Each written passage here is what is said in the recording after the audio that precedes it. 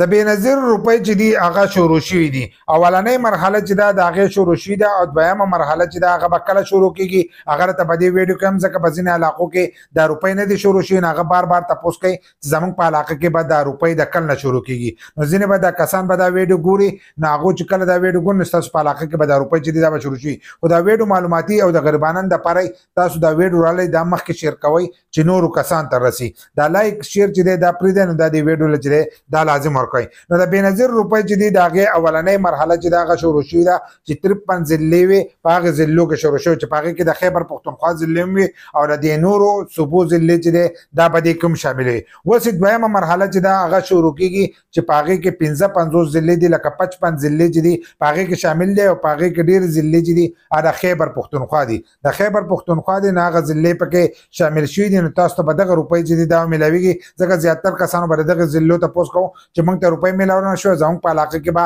دا روپۍ د کل نه شروع کېږي. نو دا روپۍ چې دي دا به د سبا نه شروع کېږي. سبا نه به انشاءالله دا روپۍ شروع کېږي لکه د جمعرات د ورځې نه به شروع کېږي. خو تاسو به داسې نه کوئ چې د جمعرات په ورځ باندې چې دی تاسو به دې روپو پسې لاړ شئ. تاسو به یو څو ورځې چې دی صبر وکړئ د پیر د ورځې نه به لاړ شئ ځکه په ځینې علاقو کې چې دی کیم سیډ نه لګېدلي لکه څنګه چې اولنۍ مرحله وه نو په هغې کې هم 3-4 ورځې چې دی دا لګېدلې وې نو هغه بیا لیټ شروع شو هغه هم د جمعرات په ورځ باندې چې دا دغه شروع شو وه. نو سبا جمعرات دی د جمعرات د ورځې نه به را شروع کېږي بله ورځ پکې جمعه ده نو جمعې په ورځ به هم ورکړی کېږي او هفته اتوار چې دی هغه د دې چوټي. نو تاسو له پکار دی چې تاسو د پیر د ورځې نه چې دی لاړ شئ او په دې 2-3 ورځو کې که ستاسو شناختي کارډونه ختم وي خپل شناختي کارډونه او د هغې لپاره چې کوم څیزونه ضروري دي هغه کاغذونه چې دی هغه تاسو تیار کړئ ځکه په دې باندې موږ ویډیو کړی که چا هغه ویډیو نه یې کتلی نو په یوټیوب کې مظلوم یار سپیک چې دی دا سرچ کړئ زموږ د یوټیوب چینل باندې ته راشئ نو هغه ویډیو تاسو کتی شئ.